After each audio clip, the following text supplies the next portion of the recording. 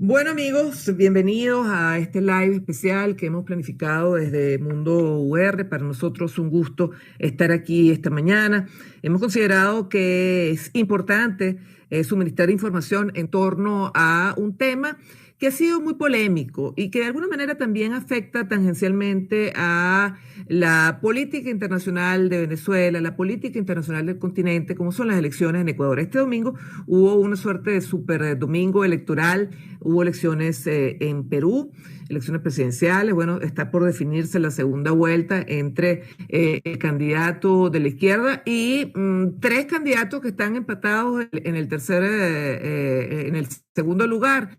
Pero en Ecuador sí ya se define abiertamente el panorama. Y el panorama es a favor de Guillermo Lasso, el centroderechista Lasso. Guillermo Lasso se convirtió en el nuevo presidente electo de Ecuador con el 53% de los votos este domingo frente al correísta Andrés Arauz, que obtuvo el 46% de los votos y que también pues anoche reconoció su derrota. Vamos el día de hoy a esta hora a establecer contacto pues con una persona que ha sido muy activa en el tema venezolano, también en la política venezolana, y que, bueno, ha manifestado su parecer en torno a lo que se vive en Venezuela y lo que se vive en Ecuador. Pero vamos a centrarnos precisamente en Ecuador.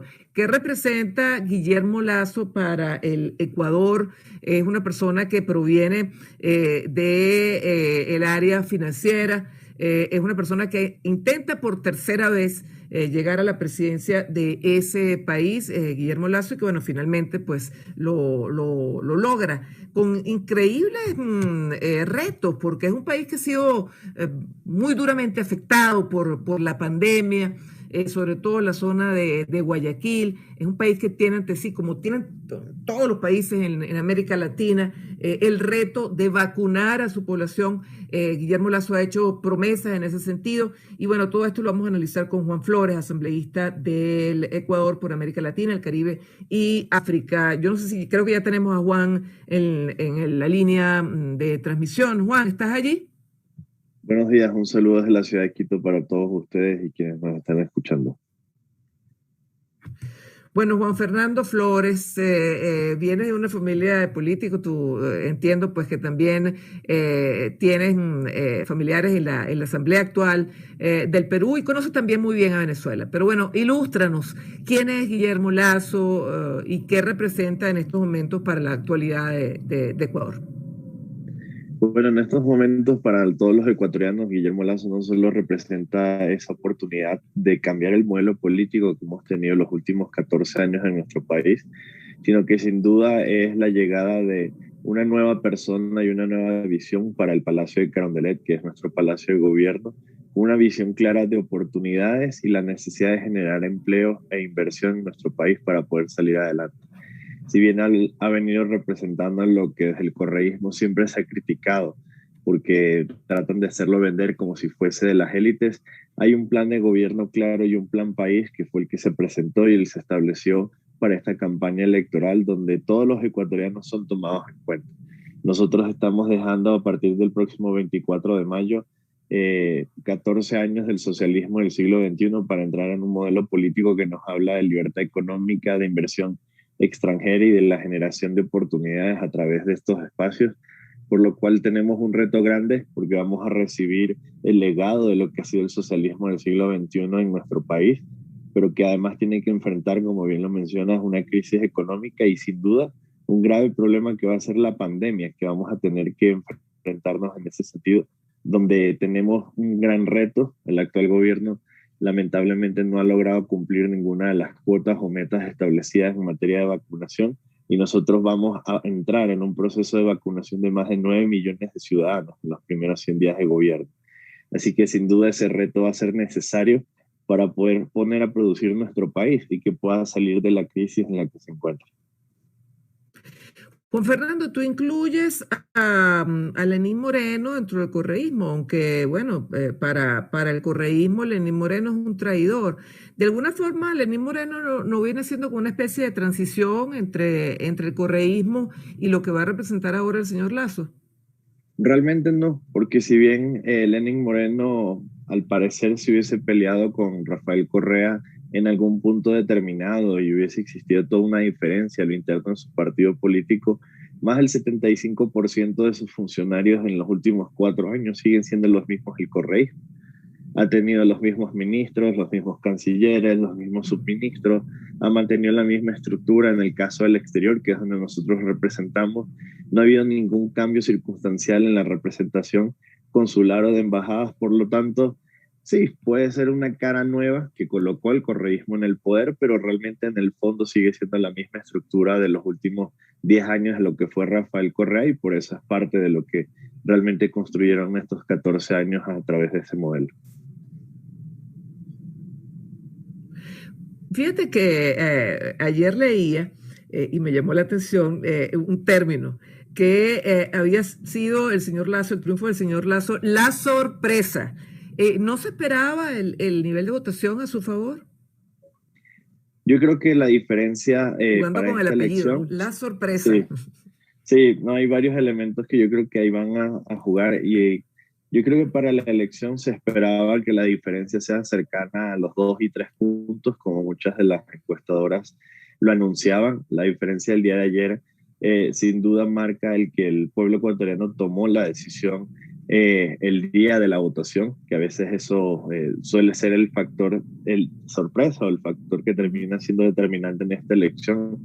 Yo creo que hay una gran parte del sector del país que tuvo una decisión donde decidió darle esa oportunidad que Guillermo le ha pedido al pueblo ecuatoriano y que ahora coloca un gran reto el que tenemos que cumplir, donde necesitamos una diversidad que nos permita realmente construir un país dentro de las diferencias, pero con los puntos en común.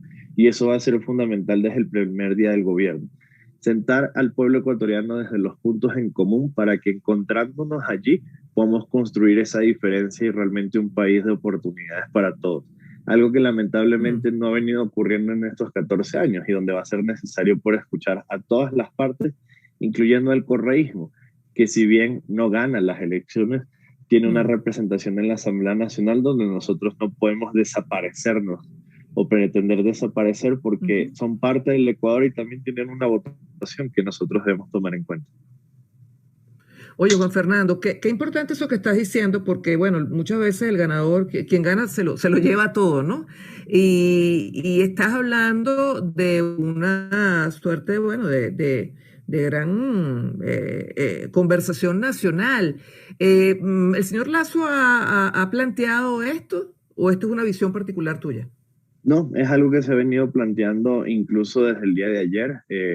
Andrés Arauz ya llamó a Guillermo Lasso como presidente de la República y dentro de eso hay un llamado que se tiene que hacer a este proceso, no solo de la transición al nuevo gobierno, sino que además desde el legislativo ellos ocupan 1/3 de las curules a la Asamblea Nacional.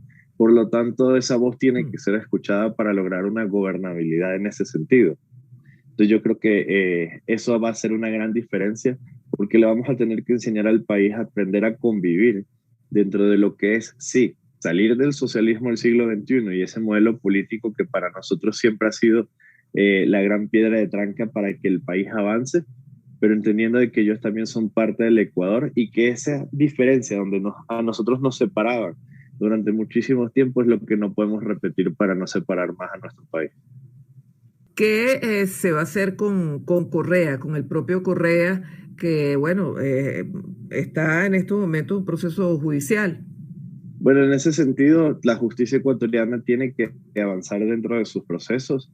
Guillermo lo mencionaba ayer, él no llega al poder con una lista de personas que va a perseguir o que quiere ver presas, pero que quienes tienen que darle la cara a la justicia ecuatoriana tendrán que responder ante ello. La independencia de los poderes, y en especial de la justicia, tiene que mantenerse por encima de todos. Nosotros necesitamos que se dé claridad a los realmente los problemas y que se responda por los más de 70.000 millones de dólares que desaparecieron en los últimos 14 años.